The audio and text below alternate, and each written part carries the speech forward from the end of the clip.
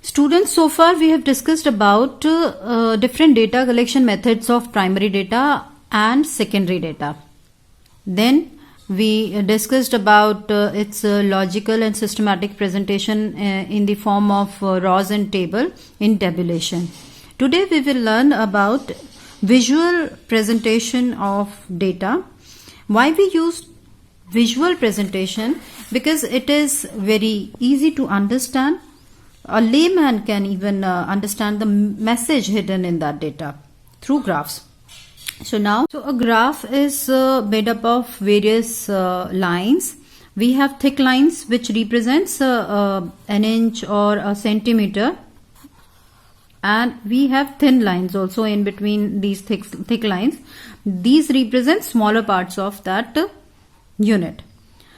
Now, a graph of whatever size we have is made up of 4 quadrants. There are 4 quadrants in a graph.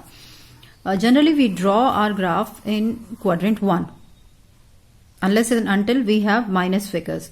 So, we have x-axis on the graph and y-axis on the graph. Vertical axis is the y-axis and horizontal axis is the x-axis. Here we have positive values in the graph, and here we have negative values of the graph. Same way, on the vertical section we have positive figures here on the top side of this vertical line, and negative figures in the bottom portion of the vertical line. Now, generally we draw our independent variable on x-axis and dependent variable on y-axis. The point at which these axes meet or intersect is called its origin, and it is represented as 0. Then we have points 1, 2, 3, 4, positive points on the right side and negative points on the left side. Same way we have plus 1, plus 2, plus 3 on the top side, and minus 1, minus 2, minus 3 in the bottom side. Now, if we read a point here, suppose it is plotted here. So, this point represents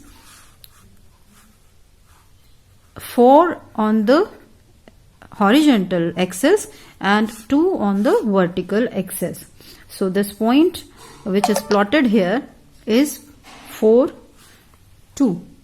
Now, students, I will show you different elements of a graph. Suppose this is a graph in which we have plotted number of past students per subject. So, in this graph, number 1 element is its title. Title of this graph should be placed on the top of it, and it is number of students passed subject wise. It can also have subtitle.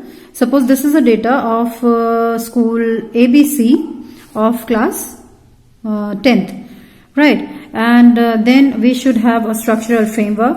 In a structural framework, we should plot independent variable on the x-axis and dependent variable on the y-axis. And then actually we should remember that every value of independent variable should have a corresponding value of its dependent variable, right? Then there is a selection of scale. Suppose this graph is having values of only 4 subjects and 30 students. So we can choose 1 unit as 1, and here 1 unit as 10 students.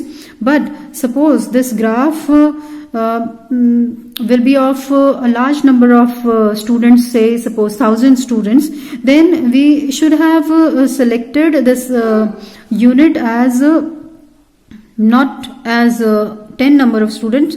We could have increased its number to 100, and it depends upon your data what kind of scale you should select. Then we should have a baseline. Baseline means 0 line. So baseline for its axis is this This is baseline for independent variable and this is the baseline for dependent variable. Then we should have a caption of it.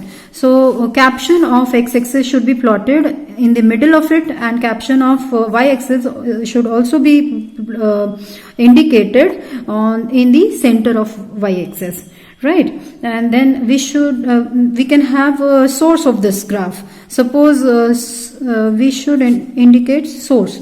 So source can be the official register of